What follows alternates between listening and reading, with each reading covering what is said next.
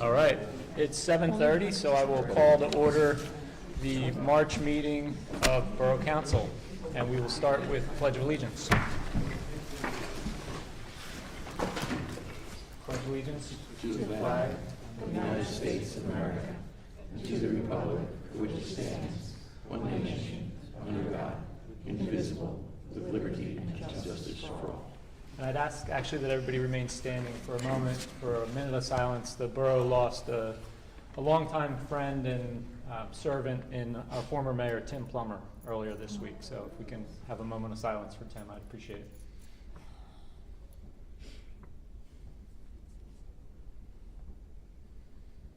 Thank you.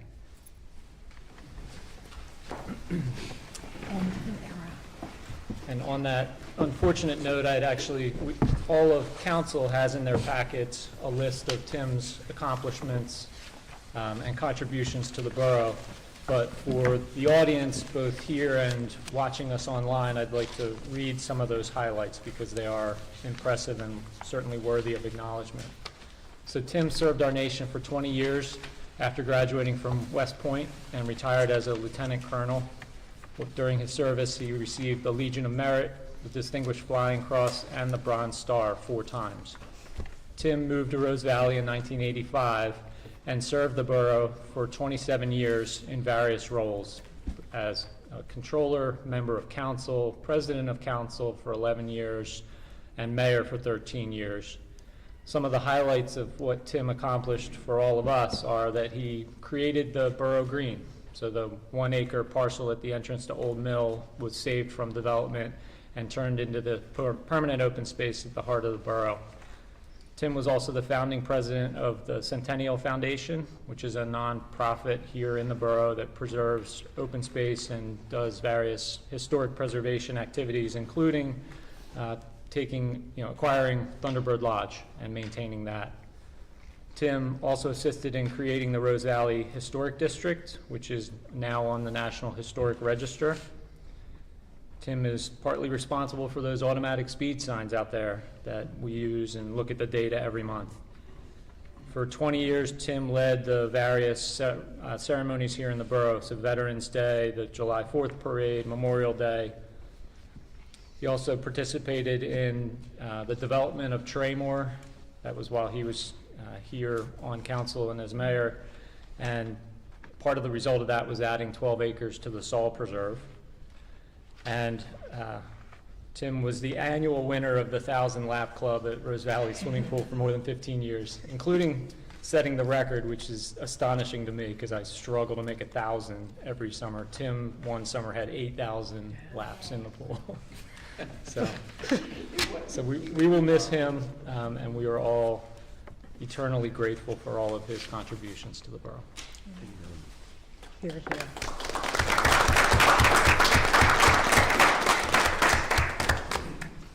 First up on the agenda tonight is approval of the minutes for February's council meeting. Paula circulated those via email. Are there any comments or questions on the minutes? Is there a motion to approve the minutes? So moved. It's been moved and seconded. All in favor, please vote by saying aye. Aye. Aye. Any opposed? That carries 7-0. Is there any public comment?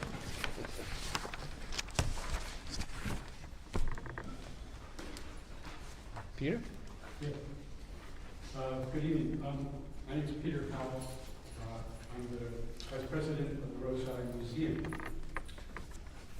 First, I want to, on behalf of our team, acknowledge the Centennial Foundation and Mayor Bill Hale. There's been a spirit of cooperation last year as we worked to build a master plan for the Thunderbird Lodge. And I'm sure, in fact, I know that Tim was pleased with the progress. Thank you. We are open next weekend, Saturday and Sunday. Some of you we haven't seen for a while. We have a new exhibit on the Stevens family. So we're featuring the artwork of Charles and Alice and their son Owen. So there's Sunday afternoon, we have a lecture at the school in Rose Valley on the Stevens. So, Jeffrey Callen, I'd love to see you. Thank you. Thank you. Thanks. Any other public comment? Yes, Virginia Gibson, a resident of School Lane. I'm just asking whether there has been any action taken by the school in Rose Valley connected with either 15 School Lane or 2 Royalcroft. We have not met with the school, and we've not heard back from anyone, but the parking did cease. So I don't have the precise date for you. Larry, do you know the precise date? It was shortly after your meeting. Yes. Right. Thank you. Yeah. Do we know? We have a, Hi, Ron Stanton, Public School in Rose Valley. So we, as you said, as you saw, we removed all the parking. We're no longer parking there. We blocked off 15 School Lane, and we marked. We went around with some of the neighbors. I don't know if you were part of that, but we marked 23 trees to be taken down, and are removing some of the debris and brush. Just going to clean up that area. Can I ask a question? sure. So, which is the number of the, Is this being picked the up? property that had been used for parking to some extent? 15 School Lane. 15. What is the future plan for that property by the school? For 15 School Lane? Yes. We can't do it, it doesn't, it's residential, so we can't do, we were just parking there, the neighbors were nice enough to let us park there, so we can't do anything with it without a variance. We're looking into pursuing a variance, but that might not go through. I don't think I think there's some opposition to that, so unsure. Okay, that is informative. And where are the trees you referenced being taken down, or on which property? 15 School Lane on the property. They're marked with the orange X, right? Okay, It's owned by the Jacobs family prior. yeah, I'm trying, my memory is failing me here, but I thought some years ago the borough had a provision about preserving trees of certain sizes or something, and not, no? These trees are dead and diseased. We went around with neighbors and they pointed to the trees they wanted to take down. I see, And we're okay, also taking trees down on our neighbor's lot as we have done in the past, so. It'll be okay. about 20,000, 30,000, I think it's gonna be. So that's not a controversial issue, as, One of our trees was marked and it's completely viable. It's an ash and we have it injected twice, every 2 years. So all our ashes are viable, but one of them was marked. And we have 3 trees there that weren't marked, that are completely dead. One of them has come down and it's wedged in the bow of our tree. but I'm sorry, is this, I'm sorry. is this on your property or on 15? One of the trees that were marked is on my property and it's a viable tree. Well, how can a tree, I'm just confused, how can a tree on your property Get marked. get marked? We offered to take down the trees. We're also happy to, No, we do not want our trees taken down. we're happy to do whatever you want. We can revisit the whole issue and not take down any of the trees you don't want. I'm happy to walk around with you and our facilities manager and unmark them or remark them, whatever you like. Well, how do they get marked in the first place? Our director of community engagement let the neighbors know to come over and let us know what trees, the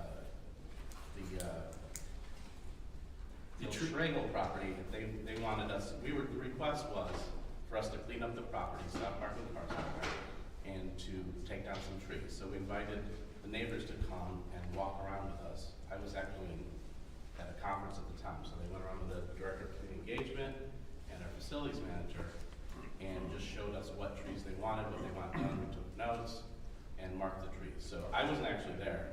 This is what I was told by my team. It sounds like a misunderstanding, but if you can work it out. No, the trees weren't marked when we walked around with the Okay. Actually, would appreciate another meeting to clarify. Anytime. Yes, thank you. They were marked at some other time. Yeah. Okay. That nobody accompanied. I wasn't directly involved. I'm happy to As long as it's not an issue, God bless. Correct. Okay. Katie, did you have a question? Yeah, just a public comment. My family is alumni of the school. My husband was on the board, and I was very involved with the parent organization there. We have 2 kids, and we attended the school for, I think, 6 or 7 years. I would say that for the entirety of that time, SRP, in my mind, has been a tremendous community partner. They have hosted a number of events for the Rose Valley EDC. They host events for the museum, to my understanding, on a regular basis. They agreed to be the location for community composting until, unfortunately, WASPs became a problem for the students, and they had to do away with that. But, you know, in my opinion, not living on school name, but, you know, being part of that sort of little community for a long time, school tries really hard to be a good community member. And just about March trees, I saw people marking trees without telling anybody about it. So like March trees happen all the time all over this borough. But I think that removing their ability to use number 15 for parking places an undue burden on not just the school, but all the families who try and get their kids to school, on the people who are trying to use schooling for other things, because drop-off becomes very difficult. Teachers have to have a place to park. Number 15 made a ton of sense. They're not running a racehorse, track or anything crazy. They're parking staffed cars. It doesn't seem like that big a deal to me, and it really helps the families who do drop-off there every day. Thank you. David? Well, I would ask Katie, how would you like it if we bought the lot next to you and put a parking lot? I had a busy parking lot every day. I had a feeling. Sir, we can't hear you at this end here. I would just ask that public comments be Sorry. directed to the board, not I asked amongst the Katie audience. how she would like having a parking lot put next to her house. I'm pretty sure she wouldn't, and I can pretty much guarantee it would detract from the value of her property, which is why the neighbors don't like it. And since I was asked a question, I will say that it's not like this is some revolting paved parking lot outside of the Lowe's or the ShopRite or the whatever. It is wooded. You can barely tell that there are cars there. It's not cars coming in and out of that parking lot constantly.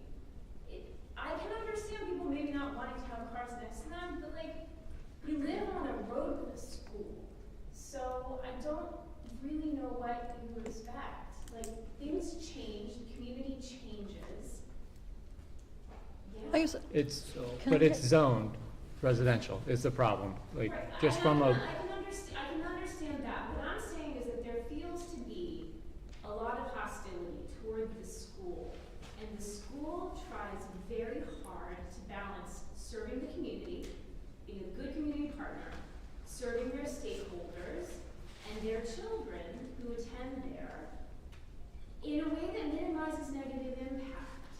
And I feel like they're not given the benefit of the doubt very often. And my husband and I have received angry phone calls on the weekend from the neighbors on that street, just completely overstepping the bounds of what is reasonable. And so, I will now stop my public comment. okay. Keith? I'm Kyle Sperry, 19 School Lane, that lives right there. So you're telling me. Direct it to the board, This way. please. Yeah. I'm saying I do have an impact, and I thank the borough for enforcing the zoning as is. We could go round and around with this. We met with the school. I don't understand why you think you're an expert at it, but I'm gonna leave it at that because my blood pressure is really rising right now. So, thank you, Borough, for enforcing the zoning ordinance as written. Okay. Good evening. I'm Scott Trimborn. This is my wife, Abby. We're residents of Nether Providence Township at 104 Sackville Mills Lane, which is directly behind the backyard of 31 Briarcrest, which is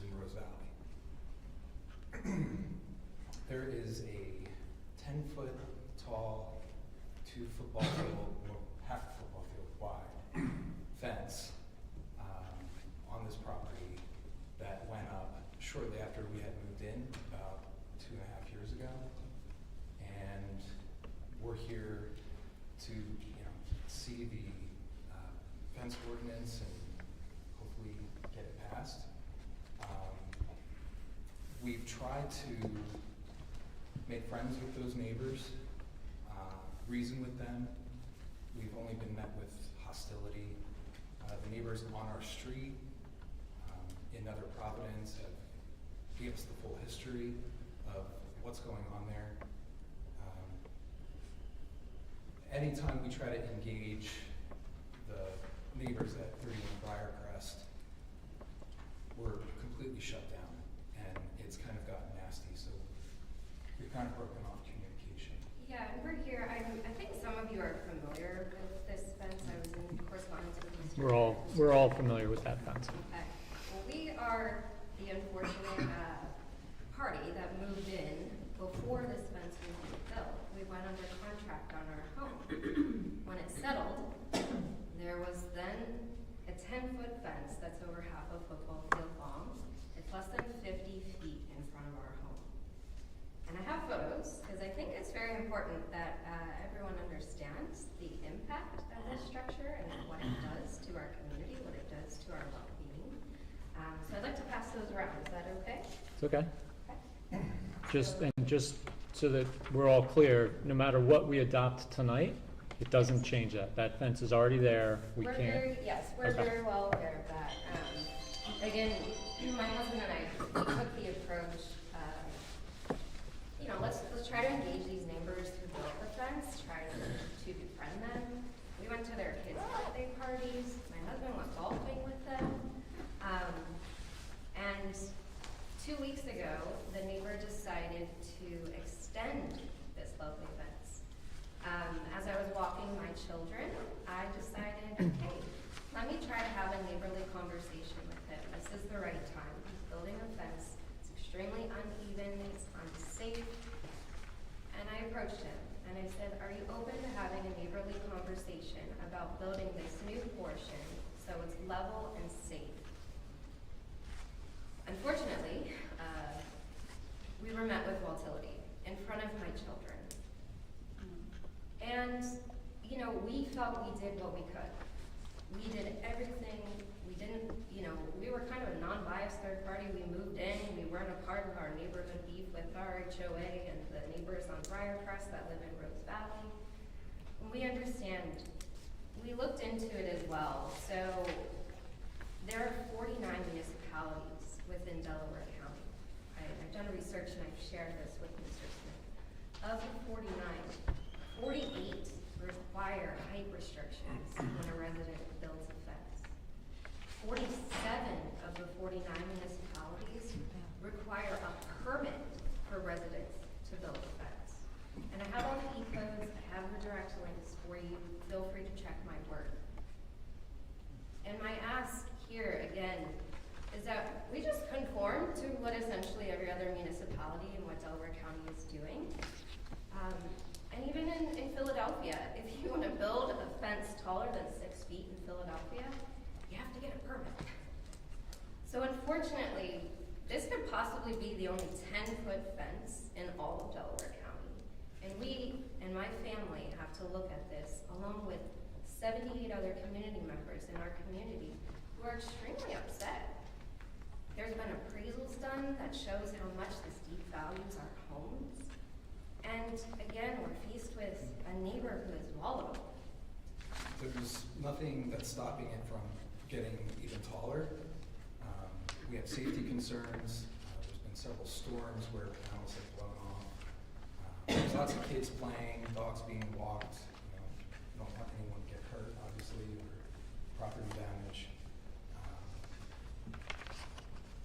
So ultimately, our ask is this. We understand there's a fence ordinance. It's been on your minutes for many, many months. I would say it's very long overdue. And every day that goes by that you do not sign this, our neighbor is continuing to make this fence worse. And I'm happy to have you over in my home. We're very friendly people. You see it out every window of our home. We also ask that you be very firm in your non-conforming fence that are lawful in your new fence ordinance, that no part of this fence should ever be able to be rebuilt. Okay. Thank you. Any other public comment? All right. Leonard? Thank you. So, as regards the EAC, council has received a draft. That rarely asked, but I can speak up. I circulated to Borough Council and also shared with residents who have been, who own chickens or have a great interest in chickens. Within the last few days, and it reflected changes from the version that I had presented in December at the borough's request to draft an ordinance. And so I got extensive comments on March 2nd from people to whom this is of great interest. And I circulated that revised draft within the last week or so. This evening, I got extensive additional comments on that revised draft. And I wrote a detailed email to the people who sent it to me. I made a decision not to copy all of Borough Council in that email because it would have been received by you at about 7 o'clock or 6:45, and I just, I don't even look at my email at that point. So, as regards the draft that Borough has in the pamphlet in our packet tonight, and as Council had received previously from me, there are two things that, there's one thing that the community group involving chickens requested in section 1 as regards purpose. And I'm going to ask some advice from our solicitor on this. The request, without going into more detail, was to strike a portion at the end of that purpose clause, and specifically to strike the words, quote, "in order to protect the welfare of the community, maintain public health and safety, and ensure proper care of fowl." Now, the reasoning for that request was that this group thought that those words imply that such issues exist and that were the reason for the ordinance.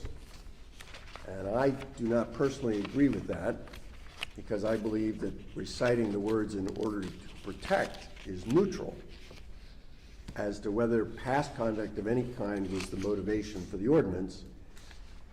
But if our solicitor believes that the language of concern may be removed as unnecessary, I don't have an objection to that personally. And I told the community group that I would take that position, so I have. So I'm not an expert on purpose clauses. And I cannot answer that off the top of my head. Well, is it necessary to have those words in there? I have to take those words in connection with what the ordinance is doing, and I have to check that so I can answer you. I don't want to give you an answer now because I don't have the answer. But Okay, I can give it to you very soon. Well, I want to, no, we have to make, my view is we should make a decision tonight as council to approve something for publication. And my view is we can always amend it after we get public comment or learn that there's some legal requirement for this. I can't imagine that's necessary. I don't believe there is, but you're bringing it up as a brand-new topic for me, and my job is to be sure when I give a legal That's opinion fine. as opposed to taking a good guess. Okay, that's reasonable.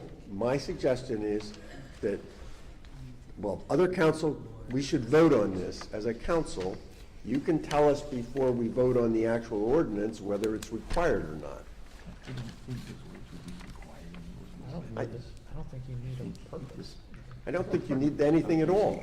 Take those words out, I just take the whole purpose clause out. He's happy to leave in the Leave first the part. first part. Purpose is to establish guidelines for ownership and care. That is as benign as I can imagine. I've just had a discussion with the mayor and the council president, and based on that discussion, I would go along with your request to remove those words. It's not my request. Well, It is a you're request. asking me. Somebody's Guy, asking you. I'm not trying to You're be asking different. me. We'll go along with removing those words. Fair enough. Good. So it ends with care of fowl in the borough of Rose Valley Borough, period. Correct. Fair. Fine. Now, one other thing that is a change from what council members saw is in section 4, where there's a reference to an enclosure not being closer than 15 feet to the, it says 10 feet to the property line. I'm Where are sorry. you now? And that, the reason I put in 10 feet was because I understood that's the setback provision in our fence ordinance that we'll eventually be adopting, but I am not sure. So I just thought they should be the same, because an enclosure is likely going to be a fence. As I had originally drafted it, it was 15 feet. Well, see, the problem is the word enclosure, because if the enclosure turns out to be some sort of a building, like walls and a roof, then you have the zoning code restriction on having buildings, if you can call it that, closer than certain distances from front yards, side yards, and backyards. Right, well, I'm not taking that mission on. No, but It's not a building, it's a fence, that's what It depends on what type of enclosure they choose. All that it requires is, well, it says a secure fenced-in area, so it clearly Under is definitions. a fence. Under definitions, it's a fence. Correct. okay. It's not a structure. Do you want to change something here? No, I don't, I'm just, apologies. Now, the last thing, then there, multiple other things were, Leonard, sorry, before you move on, the Yeah. fence ordinance setback is 5 feet. okay, Except for a boundary fence, which is within 5 feet. Boundary fence must be located within 5 feet. Within 5 feet, not.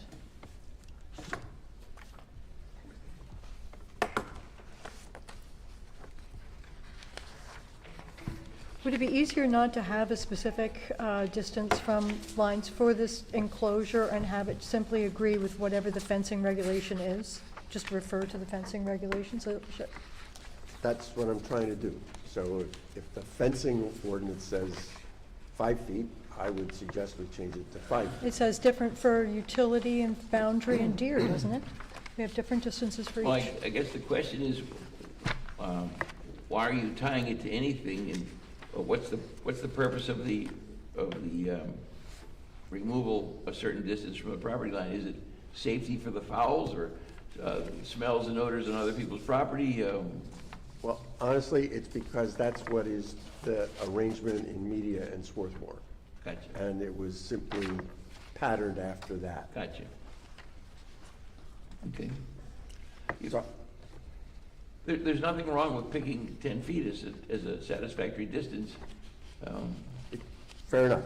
Now, I will then go to one other thing that has been brought to my attention, which is that there appears to be possibly one resident in our borough who has a fence closer than 10 feet, possibly. And a request was made by the community group to grandfather that person in, Well, if only with regard to where the fence is. to where their fence is. Okay. Because it predating the issue of this ordinance, and it. They are grandfathered They are granted. Okay. automatically. You don't put it in the ordinance. Okay. It's just, they are. As long as they can prove that they predate the ordinance, they win. Okay, I didn't know that for certain. Yeah. Thank you, that's helpful. Other things that were proposed by the neighbor group, I wrote a very long, I hope thoughtful email to all of them that I sent at 5:45. I'm not going to read it to you, but if there are people in here for community comment, or if any council members would like to know what the concerns were that I addressed, I'll be happy to share those concerns and what my response was. But there were requests to change the timetable for notice when penalties started to longer period of time. and Are you to- talking about section 6? I'm talking about section 3. The only penalty provision is section 3. There were requests to have it wait 3 weeks or 4 weeks instead of 2 weeks, and to make it $50 instead of $100. I disagreed with that, speaking only for myself, and I gave reasons. And then there was a request to substitute what I viewed and said to them was unworkable language as regards the waste management, and to say instead, not to say what it says and then add not to exceed that of fecal contamination from mammalian waste. And I wrote back and said that I thought that created more questions than it answered, and that it was not, there's no penalty provision here, and that it was good practices, and I remain of that personal view. And so I propose that we approve for publication and notice to the community the ordinance in the form as it appears in your pamphlet, striking those words in section 1 and in other respects unchanged. That's my motion. Excuse me. We can have wait. discussion, well, we can have discussion before from the public if they want, And I'm sorry, what was your motion? to adopt the draft as presented. For advertising. For advertising. Okay. My comment is in regards before you. Sorry? I have a comment just before it's passed. I had one comment that I would like to say before it's passed. So, yes, we're just, the way it works is I make a motion, it gets seconded, and then we have discussion. Oh, sorry. Amongst council, but if we want to take public comment before that, we can. That's fine, I'm happy to hear public So do comment. you want to Happy. withdraw your motion from? I'll withdraw my motion to allow further public comment. Sorry, I didn't realize. That's all right. I did send you an email this afternoon as well, Leonard. I'm not sure if you saw it, but I'm wondering if maybe you did. What is your name? My name's Jessie.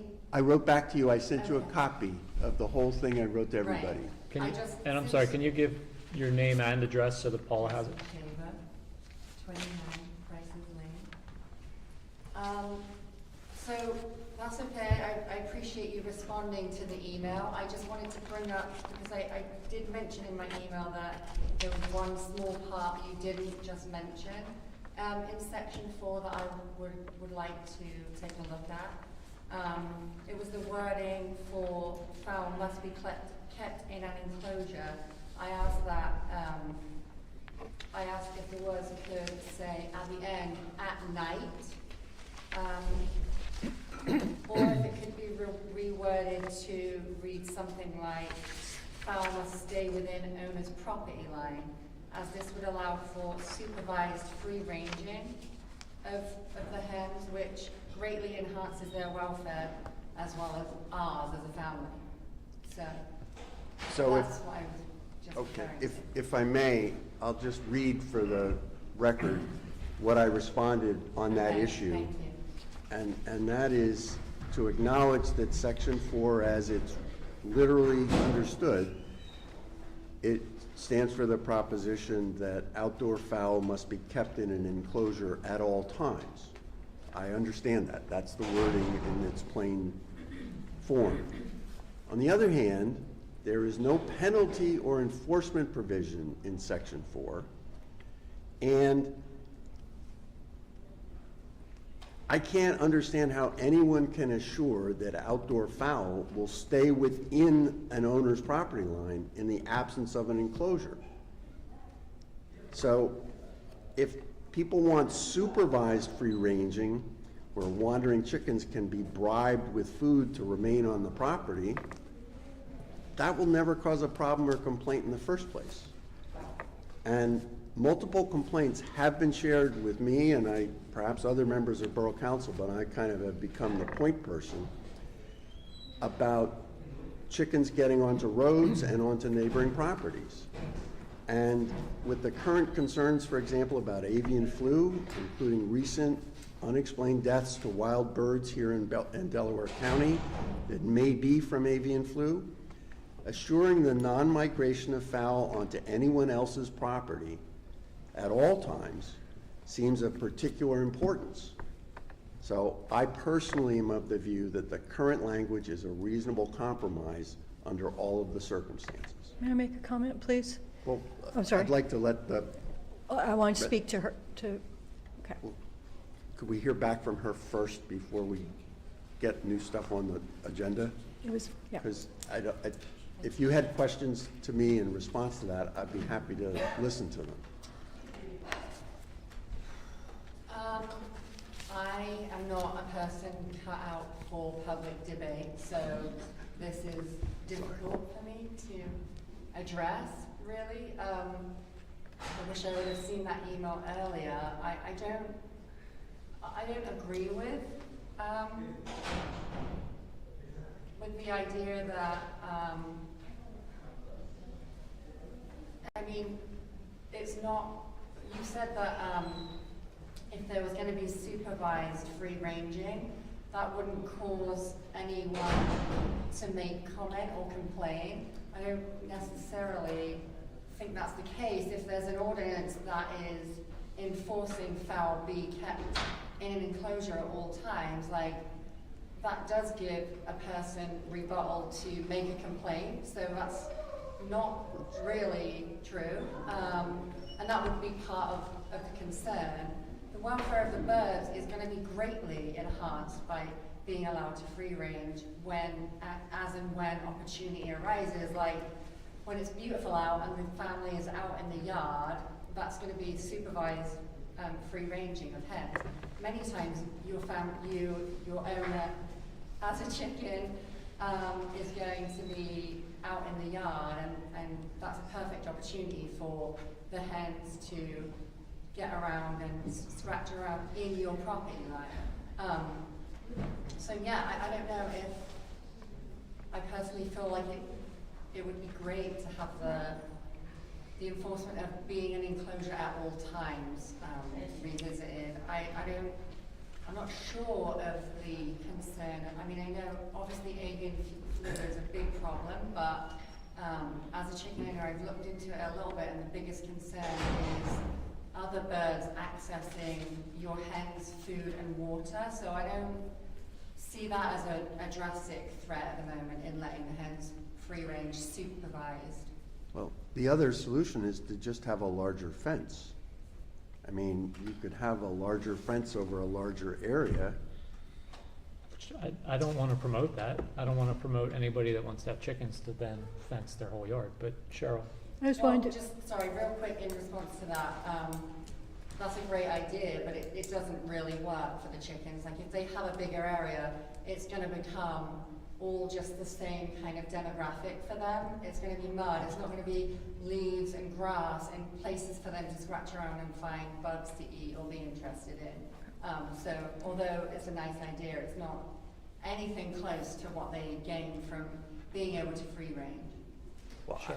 If I could just add, the irony here is that this started as a rooster ordinance, am I correct on it? And the fact is that chickens can be corralled and supervised by roosters. That's how roosters work. Roosters work almost like sheepdogs, the sheep, in that they leave them back into the coop at night, they protect them from predators, and the chickens follow the roosters around. The roosters keep them where they're supposed to be. So just wanted to mention that irony. That's how that all started. Cheryl, I know you had questions. no, I think it's been answered. I had talked to a resident, and there was some confusion about the definition of enclosure, simply that this person wasn't aware that this could mean any kind of barrier or fence on the property that contained the chickens on your property.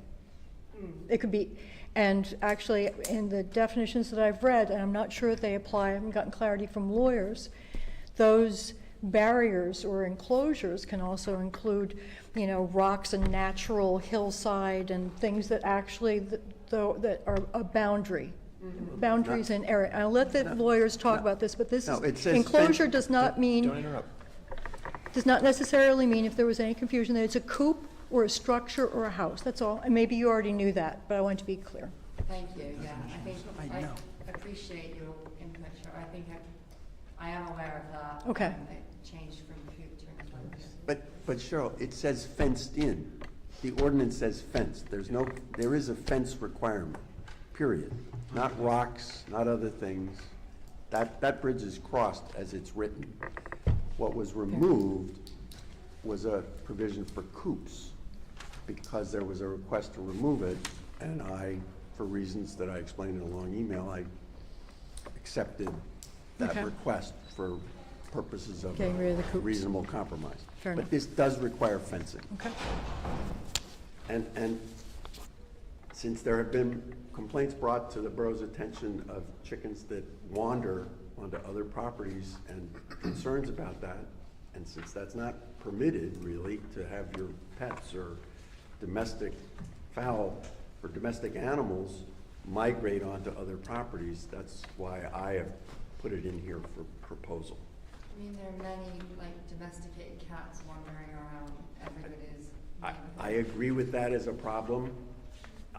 I agree with that as a problem for sure, but this was requested, I was directed only to write an ordinance about chickens. Okay, fair. I'm not requesting that you put into the ordinance, can my chickens roam around Rose Valley? I'm requesting that it be changed to kept in an enclosure at night to enable families to enjoy supervised free ranging within their property boundary. So that it's cut and dry, whether or not somebody could complain, even if you are standing there watching your chickens outside the coop. Like you said earlier, that wouldn't happen. I mean, I could definitely imagine that if it's written into the rules. So Cheryl, you had raised in an email to Leonard and I the concept of changing our existing dog ordinance, which prohibits letting your dog roam off of your property, prohibits letting your dog make objectionable noise, amending that to just cover animals or dogs and fowl. Where did you two come out on that? I know you had some email exchange back and forth. All I came out on that was I was tasked by Borough Council to write a foul ordinance. I wasn't tasked to address anything else. There was extensive community debate over the last 10 months over, well, we should or shouldn't do this. If we do it, we should do it to cover more. And then other people said, well, if we do that, it's going to delay this for a long time because we'll have to look into best practices for a variety of other things. So I certainly have no objection to having members of the community propose other action, but the consensus was, and it was my understanding that was the consensus of Borough Council, to do one thing at a time and do this because we're focused on it. Not to preclude doing something else, but if you expand the universe on this, I have been involved in this for 9 months now. If we start talking about cats, it's going to be another 9 months. If we start talking about other animals, it's going to be another 9 months after that, which is fine. But I'm a believer in doing something rather than deferring indefinitely to do more. We can always choose to do more, but I think since all the effort and energy, and even though people do disagree, I think we should get this done. Could we not? That's my personal view. I think the thing that would be most easily done after a lot of the negotiations that I've heard about, and I haven't heard about all of them, because I know that Ron and others have had conversations and they've emails and the like, so I don't know the content of all that. But I think we could all agree, and the chicken owners, I think, would agree also with, objection, that putting a single line in the existing animal code, an amendment that said roosters prohibited, that we could say, we would have something done, and we have all the definitions, all the penalties are there, everything is there, and it's just, and then we can, if we need to hash out some of these. I'm just putting it forward as a suggestion And I will for just expediency. I would just respectfully say that a worthy position, for sure. I do not agree. Okay. I think chickens and fowl have become a very kind of trendy and significant thing. We're going to have new residents coming into Rose Valley over the next decades.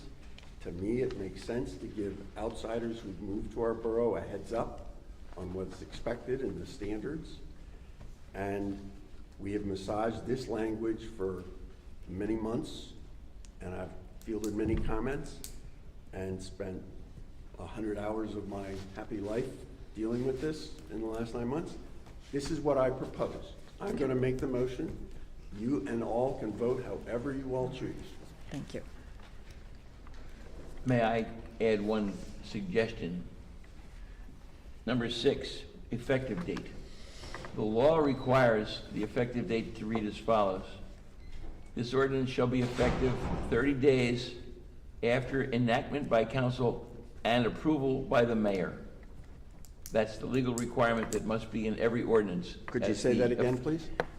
Shall be. This ordinance shall be effective 30 days after enactment by council and approval by the mayor. So if it's enacted on a certain date by council, but the mayor doesn't approve it until like a day or two later for whatever reason, then the enactment is 30 days after the mayor signs it. If the mayor signs it, or the effective is, the date is after the mayor approves it. If the mayor and the council sign it the same day, then 30 days after that is the effective date. So that's the wording. This ordinance shall be effective 30 days after enactment by council and approval by the mayor. I'll be happy to adopt that language Okay. when I remake my motion. That's Thank good, you. that's good. It doesn't really change your ordinance any, other than it tightens down on the effective date as I'm required to do. Thank you. Now, may I, if the council wants to move forward, may I rewrite this in the format that we use with all of our other ordinances, to include the part on the top that says ordinance, Borough of Rose Valley, ordinance number, and ordinance relating to the ownership, keeping, and care of fowl in Rose Valley? That's just a title. It's not part of the ordinance. We titled everything, and we put the ordinance number and the Borough of Rose Valley on the top for efficiency and expediency, and all of our ordinances say that. I have no objection to Okay, that. so I can write that and put it together in that format for you? If Assume- But it's we're- approved. Assuming My we approve view, it for publication. Guy, just to be clear, it's a motion to approve the language for publication.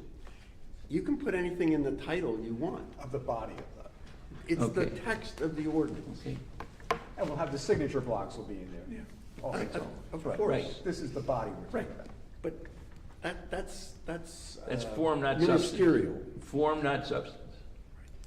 Thank you, yes.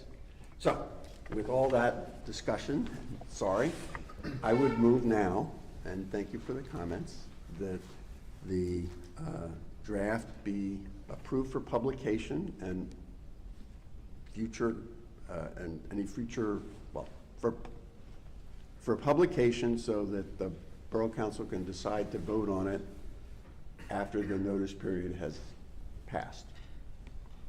And to do that in the form as presented, with the change to the effective date, to say, this ordinance shall be effective 30 days after enactment by council and approval by the mayor, and to delete the words, in order to protect the welfare of the community, maintain public health and safety, and ensure proper care of fowl, be deleted. Is there a second? Second. Any other comments or questions? Yes. A couple of questions for you, Leonard, on this. You mentioned the Media and Swarthmore reference, ordinances as references. Are they standalone fowl ordinances, or are they part of something larger? They are standalone and vastly more detailed than this. Okay. Do you think, Pages of single space. But this gets codified into our zoning ordinance. Yes, So it becomes, it just becomes a new chapter yes, or section in our zoning ordinance. But- However, yes. Okay. we adopt it as a standalone document, but it gets codified with our zoning ordinance. Okay. But to answer the chapter, so-called, that gets incorporated into there is lengthy and vastly more detailed and is titled fowl related. It won't be any more detailed than this. This would be the chapter. yes. Yeah, For but the us, ones in for us. media Yeah. and Swarthmore are vastly more comprehensive and detailed. Okay. And those are the chapters that they appear in, do they deal with other domestic animals as well? I've only read the excerpt, I don't know the context. Okay. May I comment on that? I looked at 21 boroughs and municipalities in Delaware County around us, and there seemed to be that there were 3 groups. About a third of them say no chickens, and I have the links to them. I can share the Excel spreadsheet. You can go to the code for each one's animal. About a third are silent on the issue. They don't say really anything. They talk about maybe animals, but they don't say anything about chickens, and they don't really say anything. And those that do talk about chickens tend to have more rules than this, in my opinion. I mean, permitting, coop size, flock size, management, inspection, I mean, a lot more. And if they explicitly allow and address chickens, they tend to ban roosters. I think they all do. I have the list. Chicken, yes, rooster, no. Now, that means that 2/3 of the groups then don't allow roosters. They're just unpopular. Those that do allow roosters, though, and Nether Providence is the one that's always held up as, I think by people who want this to be an inclusive thing. Nether Providence talks about animals. No animal shall be, except for dogs. They're very specific about dogs.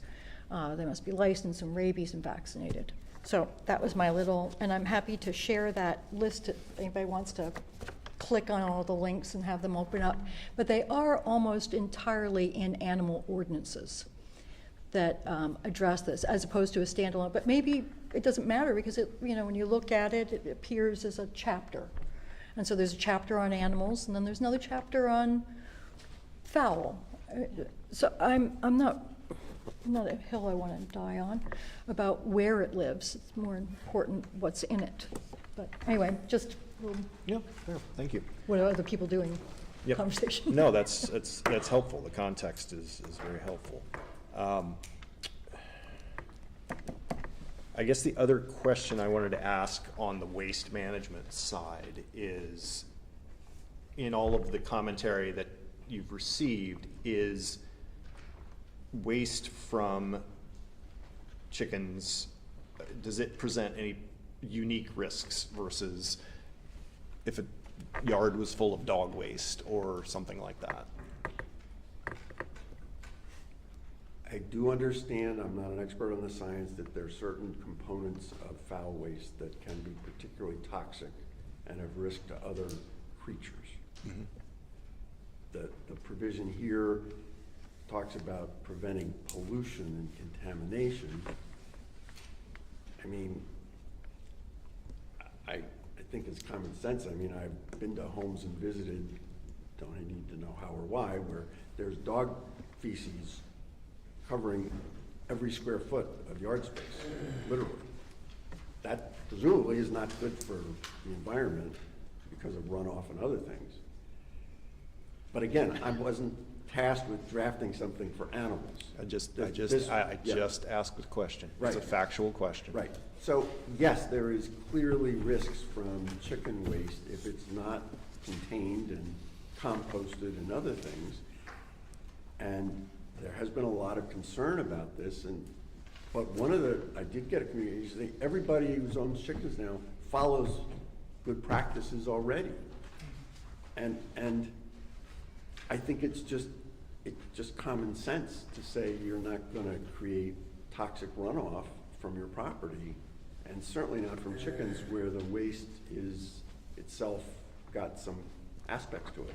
It's wonderful if it's composted and used, and there's nothing that prevents, if one composts it and uses it correctly, this would never even be triggered in the first place.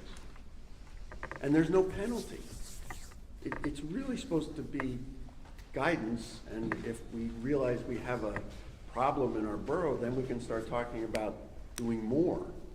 But this is pretty gentle, and I was asked by council, as it were, to not go from 0 to 100, but to go from 0 to 10.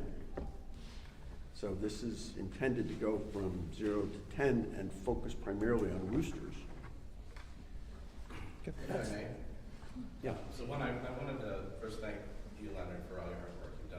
You've worked with the committee and email after email, so I want to recognize all your hard work and all the members of the Borough Council, so we really appreciate it. I appreciate it and acknowledge that. I would be remiss if I didn't share the school's opinion here as part of a committee member, which is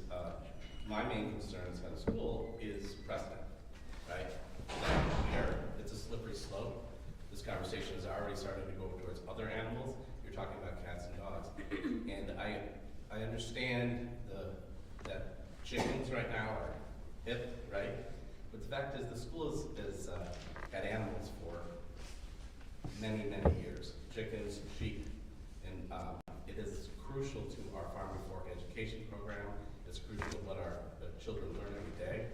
We're trying to figure out right now how to explain to our children where their roosters are going if you take them away. So I just want to put it out there that we're worried about slippery slope, and we're worried that the next thing is going to be, we're going to take our sheep or something like that. And these are very important parts of our program. And so I just wanted to say that for the record. How does grandfathering work for someone that already has roosters? If they already have a rooster there, it's gonna be hard for us to get that rooster out of there, unfortunately. What about when that rooster goes to the big enclosure in the sky Then I and they want think a new one? they cannot get another rooster. I think that grandfathering would make that clear. If you have a rooster now, that's one thing. If you get a new rooster, no. You now, as of the day the ordinance is enacted and approved and is effective, then everybody must abide by the rules of the ordinance, and nobody can say, well, I had a rooster before, so I'm getting another one. Okay. Joe? That's not what a lot of residents think that are for this ordinance. They're expecting not to hear any more roosters. It's a real pain for some people to get woken up at 4 o'clock in the morning because of this. I'm fully supportive of this. And I'm fully supportive of not having any farm animals at all in Rose Valley. I think we're a residential community. We're not a farm community. I understand that the school has, other animals there, but this is specifically dealing with roosters, and that's where the complaints are coming from. If we grandfather people in, you're not going to be pleasing the people that are complaining about. But we can't ungrandfather them is the problem. It's a temporal issue because roosters only live so long. Yeah. Well, and I mean, this very nice lady said about roosters tend to herd the chickens sort of like a sheepdog. The problem with that is the rooster's not familiar with the property lines, so his herding instinct may be broader than how much land you own, and so the roosters would tend to lead these chickens onto other people's property. So that is also part of the rooster issue that I've heard brought to me. Fully supportive of the enclosure, fenced enclosure. Well, I think that's why, in Leonard's discussion with people, that keeping the chickens in an enclosure all the time prevents, A, the need to have a rooster to steer them around the yard or whatever, and secondly, prevents the rooster from taking charge of somebody else's yard because he likes the bugs over there better. I think that was the purpose of this part of it, to eliminate as much of the need for a rooster, shall we say, at this time. But we cannot pass an ordinance that says, and all the roosters that are here now have to leave by Thursday or something. We can't do that. It's not permitted under the law in Pennsylvania. So I have no way to ungrandfather the current rooster or roosters. I don't know if there are any or how many there are. I just know we can't pencil them out. If the ordinance had to do with rooster noise, not the existence of roosters, it would, in effect, You mean to say immediate. the rooster's not allowed to crow starting tomorrow? Can't Or make a next Yes. month? questionable noise. Yeah, no, so the case to be made for going after rooster noise is that if a rooster doesn't make noise, he's just damaged. Or if you cuff him, or if there are things that people do to mitigate the noise. Or if he makes a noise but nobody can hear it because he's too far away from somebody. Or they hear it but they don't care and they don't want to complain. Or they care and complain and they work it out. Or they care and complain, they can't work it out, and they come to council. But the advantage of this, to Joe's point, is rooster noise you wouldn't grandfather that. It would be noise that immediately tomorrow is banned. I mean, not tomorrow, 30 days after the 30 days. Right. But on that day, the sound of roosters would be verboten. So, That's a lot of questions in one, and I just saying, I'd have to, again, I would have to check on that. You make a very good point that I can't answer. So in the animal clause, the dog's barking, and there's a very nice language so as to make anyone's life unpleasant or disturb their sleep. Right. It's got a little prose, it's Right. pretty. There are a lot of those ordinances about dogs making noise and about other, And what some other townships have done is to simply replace that and say if any animal wakes you up and makes what a reasonable person would think was too much noise, you could go to Borough Council and said, their dog barking, their rooster Right. crowing, and I told them and they didn't do anything. So it has the advantage of, anyway, I've said it a few times that really it's the noise. That's specifically. All right, It's well- not the smell of the rooster, it's not the look of the rooster. People don't want to hear them. It could be any of those things for any other people. if this ordinance Because passes. we don't know what everybody If thinks. the ordinance passes, there'll be no new roosters. What I don't know is how many roosters there are now. Are there any? Is there one, or are there five? I don't know. I bet there's some, yeah. Like, if there's no roosters, there's no need for the ordinance, because no new roosters are coming. If there are roosters, we need to find out if those roosters are making noise that's objectionable, and then consider how to deal with that in terms of an ordinance, and whether we can do that. Okay. And that's something I would definitely have to search out at the state level. So we can go ahead and publish this and then continue to, You can look into roosters. Would you like me Because- to look into that? I don't know. All right, well, here's how it works. If you would like that searched out by the solicitor, you I will talk to to the Matt president. about it. The president then instructs me as to what he wants done. But I would like to vote on the publication, so. Okay. So we've talked about this a lot. We're gonna meet again before we would adopt it. It's gonna be All we're published. doing is voting on whether to advertise this. So, the motion's been made and seconded, and all in favor of publishing this ordinance as the motion was made, say aye. Aye. Aye. Any opposed? Nick? So that carries 6-1. The publication will be in an abbreviated format. Right. Okay, just so you know. But we can post the draft ordinance on the website. You can I do want that. everybody to see it. And keep it in the borough office if anybody wants That's to the get a good thing copy. about publishing. So everybody Okay. can see it without like. Paula, I will rewrite this and get it to you by Friday. And then I'll give you the instruction for the advertising by Friday as well. And you know the advertising rules. Okay.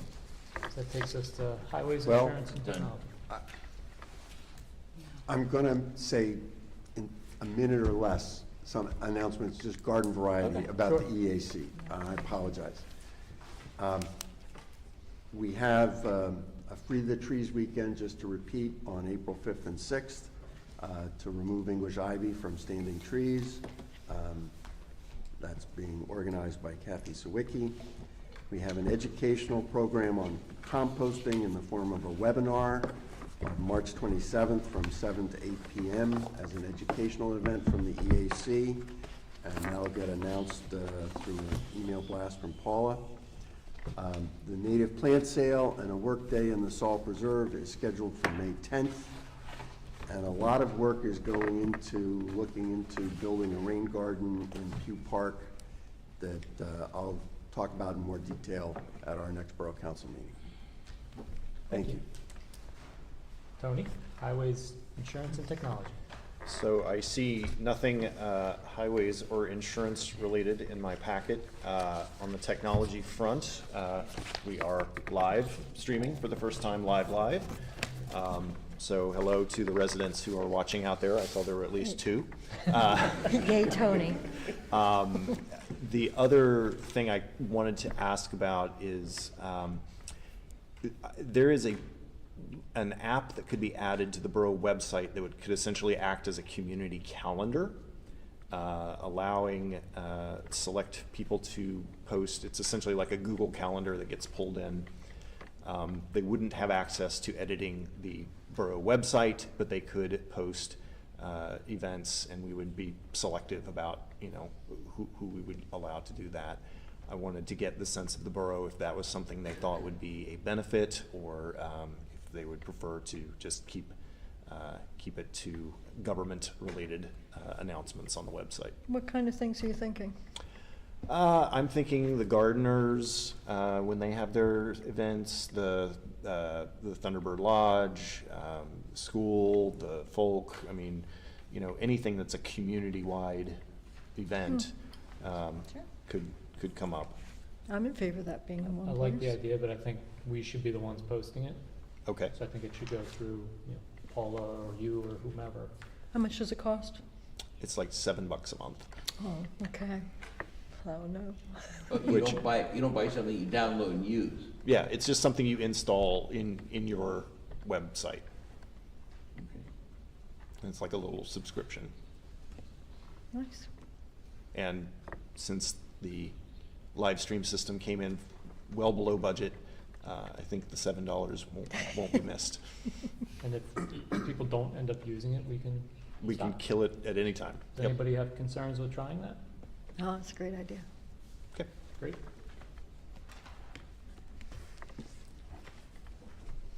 All right. That's it. Okay. Library, Catherine? I do not have a report here. Okay. We're going along swimmingly. Everything's great at the library. Super. It takes us to public safety. Cheryl. In our packets, we had the usual state police and fire reports. Rose Valley is a safe and fire-free place, though there were, was it DUI? What? Knock on wood. Yeah. So there was a DUI, a false alarm, and one disabled motorist. In the state police report, more in the state police, though, we have now a new assigned officer. And I've been in touch with him, and I've talked to Paula about when we're going to meet with him.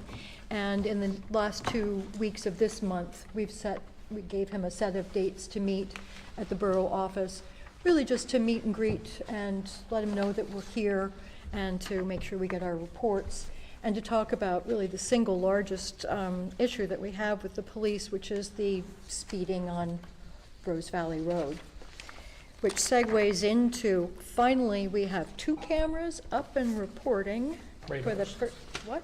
Not cameras, radar. Oh, radars, I'm sorry, speed reporting devices. Speed reporting. They are both working and reporting, and so you have reports on both of them. There's nothing remarkable in this, except that we still have a small percentage of cars going over 60 miles an hour. Sometimes as many as 5 or 10 on Rose Valley Road every month. And so we continue to struggle with that, and I'll be asking Officer Clinton to see what we can do. We're kind of limited, and so we think we saw a drop after the last speed trap that was set up. But it's hard to really tease out the data when you do that in the winter time. And as winter was approaching and we have fewer traffic, more holidays, worse roads where people might opt to not go as fast or out as much. So the better test would be to measure its effectiveness in a high traffic time, I think, in better weather. And they're willing to do it. We just have to keep on them because then they stop. When you set that meeting, can you let me and the mayor know? Yeah, would you? So, between, we offered 9 to 12 because those are borough hours, Monday through Friday. Would you be able to meet any of those, or we'll find another Just, time? it depends on the day, but Okay. if I can make it, I'd like to go. Oh, sure. I'd like to do that the same, just for the public safety information. Sure. Okay. And then, Can I thank the borough on behalf of the school? Thank you for taking this issue on and taking steps. Speeding on Rose Valley Road has been a worry of our families at the school and mine for years, so. it is a subject dear to my heart. Thank you. But I'm really taking over the mantle of a whole bunch of people before me who have also been struggling with this, putting up the cameras and talking to the police and having them get it down, so, yeah. We have 169 children coming in and out every day. So Yeah, and I got one dog, I just want to cross the road, Thank you. Sure. That's it. And then the last item there is, Oh. we had a, That's you. yeah, we had a request from the homeowners association at Traymore Lane for removal of a large poplar tree that is in the Saul Preserve, but is, in the opinion of their arborist, a dangerous tree that is threatening to come down and damage homes at Tremor. So there's a request to remove that tree. I wanted it on the agenda because I would like to get two or three quotes. I know we typically just go with Carney tree, but I think that we should get a couple of at least verbal quotes. Okay. So it's, So it's 3,000. so let's call a couple other tree companies and see what they say. So this has been a subject before council in the past. It typically comes before council just to approve. We have almost universally just used Carney tree every time, and then it shows up in the borough's bills for us to approve. That was not my point, I'm sorry. The issue of paying for the removal of trees in the Saul Preserve at Tremor has been brought to council in the past. That was voted, I think Joe abstained and I abstained, and passed 3-2 to pay $6,000 in round numbers to the Homeowners Association at Tremor to remove specified trees. I made a brief public statement at that time that I would never support doing that again, because there is no legal obligation on the borough to do it. The borough can and should give permission for any residents to remove an unsafe tree. As I understand the law, public property, owners of public property, taxpayers, do not have to bear the burden of removing trees that even create a safety hazard. But private residents who build their homes right next to those trees should have every right to remove them for their own safety. And I just don't, I think if a person owns a home in the woods, and we're all woods here, I have a home in the woods, I've spent $30,000 removing trees since I've moved to Rose Valley. They've fallen on my house. They all come down. If you build a house next to the preserve, you're on notice that you have to take your own responsibility for protecting your own home. It's not a taxpayer responsibility, in my view. And I said I wouldn't support that in the future, and I'm not going to support it now. Do you have a comment? Do you know what our obligation is offhand to take down trees? No, Mr. President? I'll come back to you in a second, Jeff. There are court decisions on every side of this issue. I was just reading about it maybe a month ago in an article that I saw about this very subject. It's near and dear to my heart. When I bought my house in Swarthmore, the house of my dreams, in 1979, one of the reasons I bought it was because it had a charter oak next in the side yard. That oak was here when William Penn was here. And the year I bought the house, the oak fell on my house. So I'm very sympathetic to the problem. Yeah, and just because we don't have to do it doesn't mean to me that we don't do it, because we want to do the right thing as a neighbor and as a municipality for its residents, but I just wanted to know. Yeah. That's fair, I agree. I don't think there's any legal liability on the sovereign for the failure to remove an unsafe tree on public property. So it's not a legal duty. We can certainly vote in favor of doing it as a courtesy, but for people who build their homes next to the woods, they're on notice that this is inevitably going to happen. So over the next 50 years, we're going to spend $50,000 or $100,000 cutting down trees in the Saul Preserve that are putting Tremor at risk.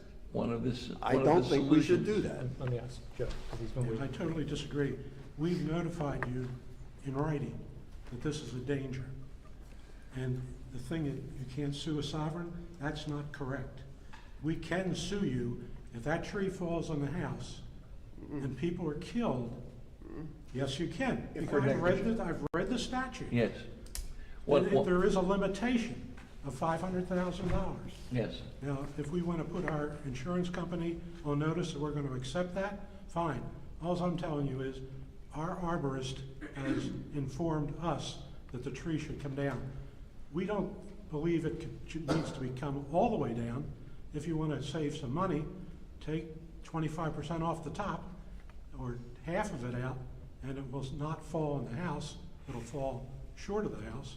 That's fine.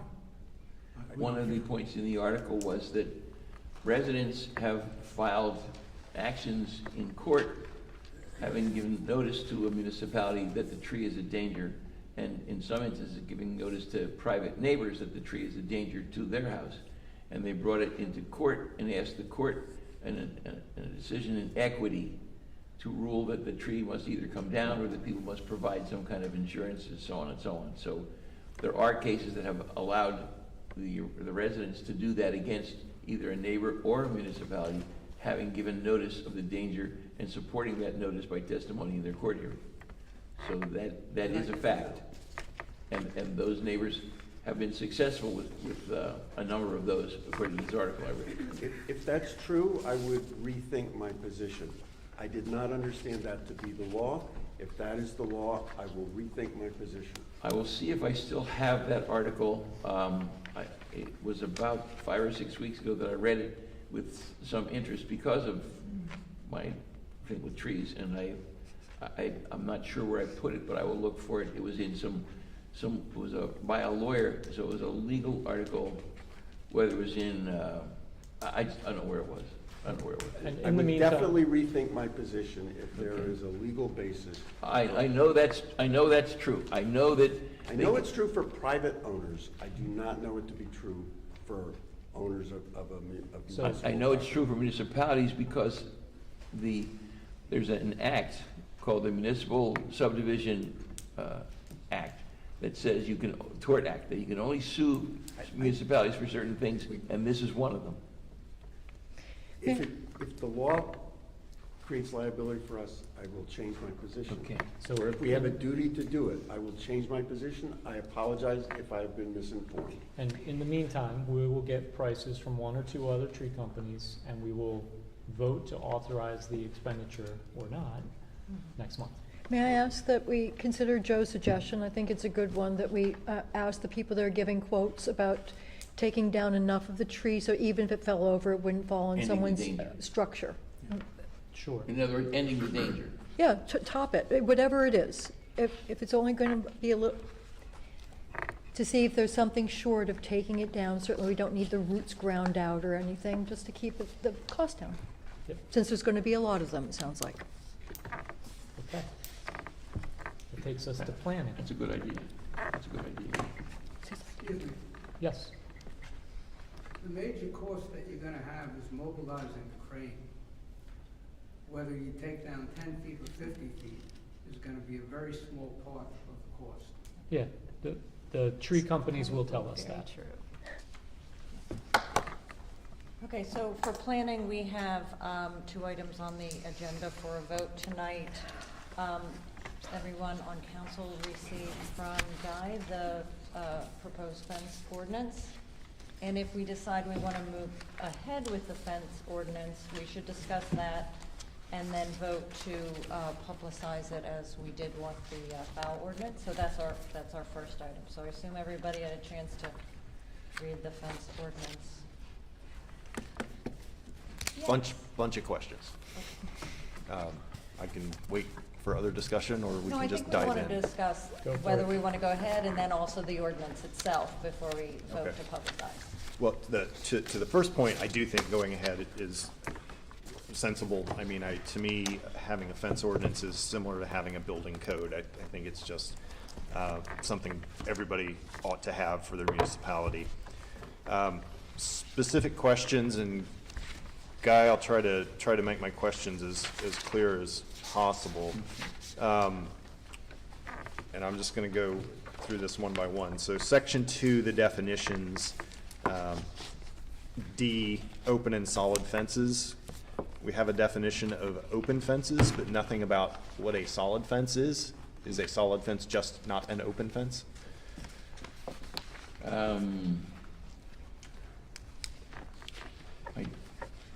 I believe the answer to that is yes, that, from my recollection of how we arrived at these things. Everything that's not an open fence is a solid fence. Okay. I would suggest we say so.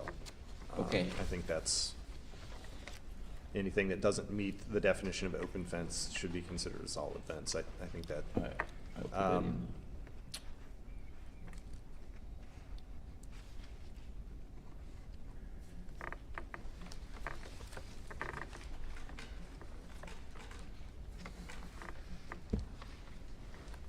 Let me know when you're ready. I'm ready. Okay. Section 3, general design standards, section A, we talk about brick, wood, stone, concrete. What is the feeling on vinyl fencing, since that is a very common material these days? I guess I'd throw that out to council. Yeah, it's probably the single most That's a good point. dominant. Very good point. Not that I don't have a vinyl fence, but Yeah, but it's, I mean, yeah, a lot of people do. a lot of people do. I find it to be an acceptable material. I'm just saying. Would vinyl include plastic, wood, or plastic? Because you can make fences, a lot of people are doing that now because it reduces maintenance costs because you don't have to paint them. Sorry, I'm not following. Plastic wood. Oh, plastic wood. Right. Is that the same as vinyl? I don't. It's a good point. I'm just adding on to it. I would say, I would say not. I would call that composite. Right. Decks are made out of it now. Right. And you can. Right. Yeah. A lot of those are being used. It is wood look, but if you're gonna talk about that material, I think composite is probably the right word. Also very popular. Also very popular. And then we say concrete, and then in parentheses, it says, except non-concrete block, and that's confusing to me. Is it concrete, should it say concrete except concrete block? Or is that what we're trying to avoid, is a concrete block fence? It was in another ordinance that in trying to get the design standards that I used as a basis for that, and simply stole what Sure. they had listed. I did not think of vinyl because it wasn't in there. Yep. But I know I'm dealing with a fence issue in my private practice that is clearly a vinyl fence. I don't know about plastic wood. I've never heard of that before, but It's like Trex, like the decking stuff. yeah, I guess the question is, how do you determine acceptable materials? Because it's going to change over time. It's going to continue to change. In other words, they're going to go with more kinds of material as they invent these things. The decking that's now made out of what looks like wood but has nothing to do with wood, those things. Yeah, well, I mean, it does have the catch-all clause at the end that says, or other material that provides a reasonable duplication of such materials. The removal of the except non-concrete block is of no significance to me in terms of what you're trying to do here with that proviso at the end about reasonable duplication of these materials. Yeah, okay. So I guess maybe a question for council then is, how do we, we are setting standards. So how do we feel about the idea of somebody building a concrete block wall in the borough? I had the same question. And I actually have a What is a broader, concrete fence? I actually have a broader question, which is when we last looked at this, we had a pretty simple ordinance that was based on Nether Providence's ordinance. And it had a section on swimming pools, which I don't want to kick that hornet's nest again, but we decided that we were going to take that out and replace it with deer fence provisions. And that was it. But what's in our packets tonight is Swarthmore's ordinance, which has deer fence provisions in it, but is much more onerous and prescriptive. It is indeed. Than what we were looking at. And so I think what I would like to see is to go back to what we had, the simplified Nether. Put the Nether version, and provision. just drop Put the deer section fence. 5B of here, of what's in our packet tonight, into the ordinance we had last time. But I marked this one up. We're gonna move And I that. apologize, it's been a very busy week. I didn't realize that this is what we had until I was just sitting here. And I was getting inquiries about them with people wanting more things in here, so I basically. From members of council? Well, from people, questions from people in town and things. So I basically went back to a larger version with more things in it to get council to tell me to take things out. Since I want to go didn't- back to where we were and just add in the deer fence Yeah, provision. not ugly fence, not tall fence, not mean fence. So you want to go back to this version? This version. Okay, But instead of the second Article 3, right. instead of the swimming pool, drop in 5B from here.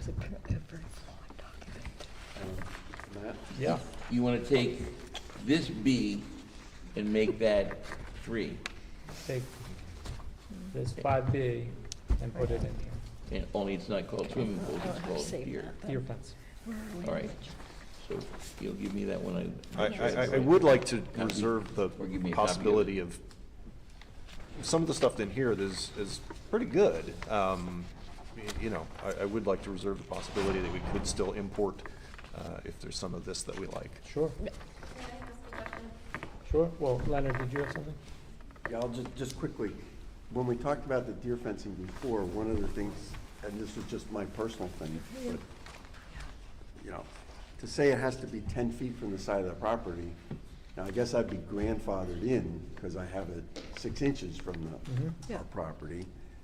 But the point was deer fencing is to keep things out, not to keep things in.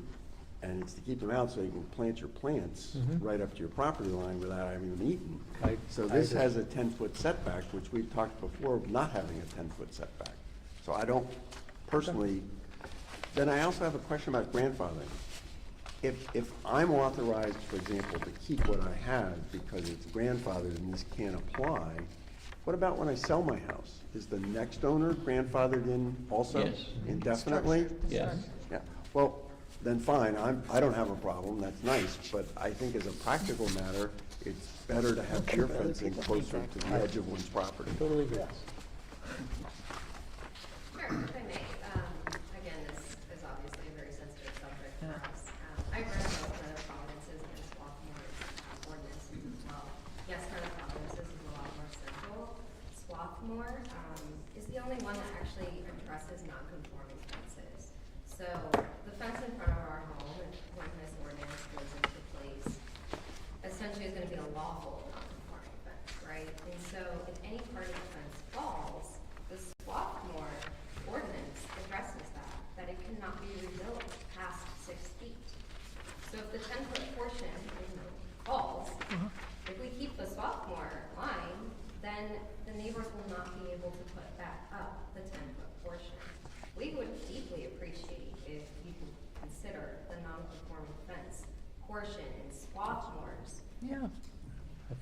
I thought that was already true. We discussed We have that. that. Yeah. We have that. No, we have that in the draft that's sitting before us tonight. Yes. But it's not in the draft that That's I correct. was suggesting go back to. So that would be one of those sections that I would We also be have a suggesting we section import. here that says, any lawful non-conforming fence that is damaged, destroyed, or removed either in part or in whole may be reconstructed, provided the construction of the fence is begun within 1 year of the date of the damage, destruction, or removal of the non-conforming fence, and the reconstruction is completed, so on and so on. The same height or lower height than the fence that was removed, damaged, or destroyed, but in no event shall the new fence be greater than 6 feet in height. End of 10-foot fence. But my understanding is that that's true as a matter of law, that if the fence behind their house gets damaged and we have our new ordinance in place. The Sackville fence, is that what you're Yeah. talking about? Right. If we adopt our ordinance Right. and the Sackville fence gets damaged, taken down, or whatever, they can't put it back. Correct. They lose their grandfather. Correct. So we don't really need this grandfathering, this non-conforming fence provision. I had enough requests from the public about it to think I should leave it in there just for people to see. So they feel But good. you know, They feel like it's really explicitly yes, stated. I got, there was one very nice lady, I'm trying to think of her name now, who spent a fair amount of time on the phone with me, and that was one of her great concerns, like, well, shouldn't this be in there? And so I thought if I put it in, then people will see it, and that will give them peace of mind. Yeah. Matt's correct that without it, we can still raise the issue, but this gives us certainty to what we're showing to the people. That's all. I think we You put can do it either in. way. Right, we've had the Sorry, discussion about it. I just got enough inquiry about it to think I should put it in, that's all. It's just a procedural question. Should residents be lobbying our solicitor? Like, that doesn't strike me as I have appropriate. a lot of email and a lot of phone calls. Well, I mean, wouldn't the correct response then for Guy be to refer it to you, Matt, and say, if you want these things in, talk to your council? Or come to the meeting. Or come to the meeting? People shouldn't be lobbying him directly for Good point. things to be added. Agreed. I mean, we want to be responsive, but we're the people who have to be responsive. Okay, Okay, so so we're gonna get a revised version of this for next month right, to take action on, to decide whether to advertise. Right. So let me make sure I got the dates right. So we'll move on to the pathway project. So we have confirmation from Pico that they're gonna do their tree work, because that's been a holdup. They're gonna do it this spring. And so at this point, and for tonight, we would like to authorize Matt Hoopman to advertise for bids for the work that has now been fully designed. Correct. Yes. So if there's no discussion about that, I'm gonna move that we authorize Matt Hoopman to advertise for bids for the pathway as designed, with a start date of July or August, which allows for time for Pico to come in. second. Discussion. Any comments or questions? Just to clarify the question, Mm-hmm. if comments or concerns from the The neighbor. neighbors are part of what you refer to as Part of the design. final design? Yes. We've made tweaks to the design, and we've been meeting with neighbors. Any discussion?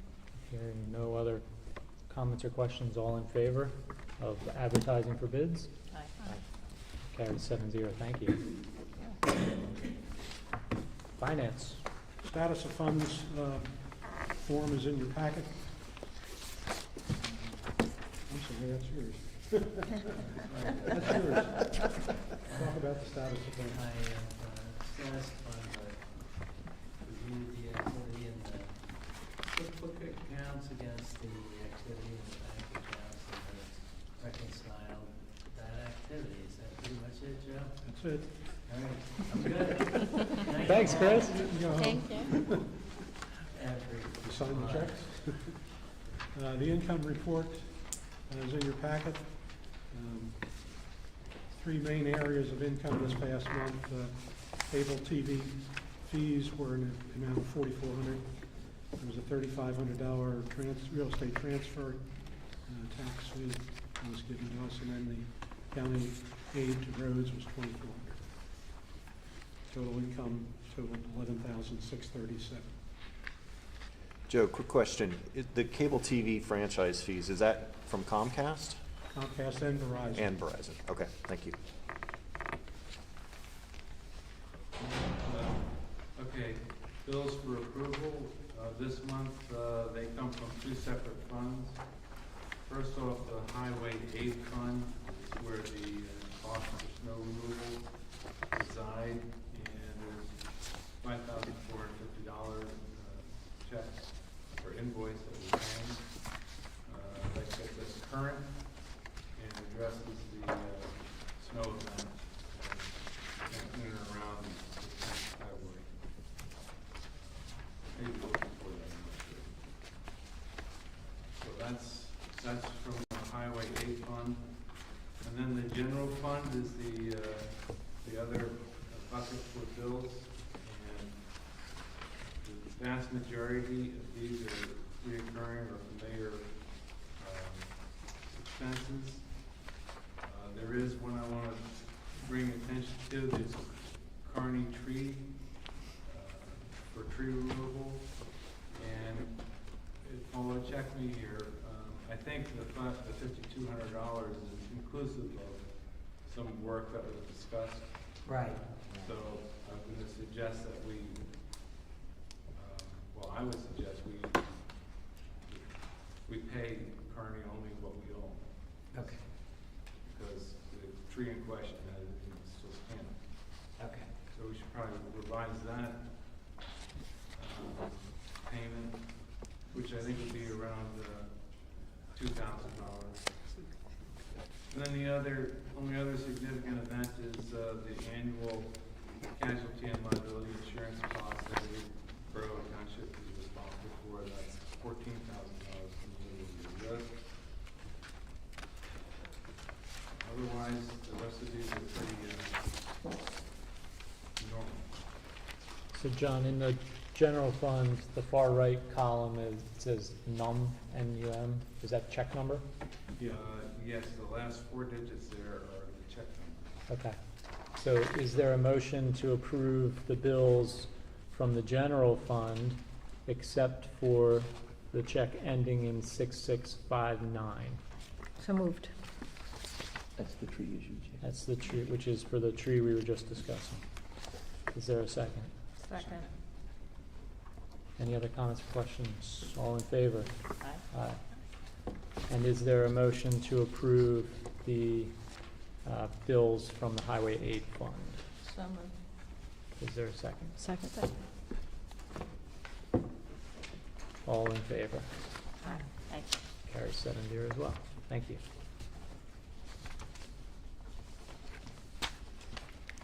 And that takes us to manager's report. Tonight, and I think it's in your packet, is a resolution to appoint Sean Stansel as alternate to the zoning hearing board. We actually have a zoning hearing next Thursday night, March 20th, to hear Scott Laughlin's request to add an extension to his roof, making his side yard boundary more non-conforming than it already is. And we need, because of winter and other conditions, we need to have an extra person on the zoning hearing. Because Scott Lockwood is on the zoning hearing board, but he can't hear his own case. Right, right. Scott, that's true too, so. Is this a new position or are we backfilling a vacancy? No, we've always had an Yeah, alternate. we have alternates. Yeah, we've always had an Because alternate on the zoning. we lose people Yep. for vacations and things. Okay. Yeah. So is there a motion to adopt Resolution 03-2025, appointing Sean to be our alternate to the zoning hearing board? So moved. Is there a second? Second. All in favor? Great, thanks. Carries And then 7-0. the other thing, I know you're gonna be happy to hear this, large trash is on May 5th. So Yay. everyone, right, get all their stuff out of their garage. And you'll put that out in an I will e-blast? put that out Okay. for everyone to know. And that's it. I see I stole your thunder, Mr. Mayor, at the opening. I'm sorry. Right. So I was going to talk about the passing of Tim Plummer, longtime former mayor and former servant of Rose Valley. His memorial service will be at St. John's on April 12th, Saturday, April 12th. But I have something else. It turns out we got $30,173 in from the state for highway aid. And that works out quite well because the Capital Reserve lent highway aid $30,000 at the beginning of the year so they could pay for snow plowing. So luckily we got just a little bit more than that amount and we can pay back Capital Reserve now we got the liquid fuel money in. Not only that, but the amount of money we spent on snow plowing and salting was $29,730.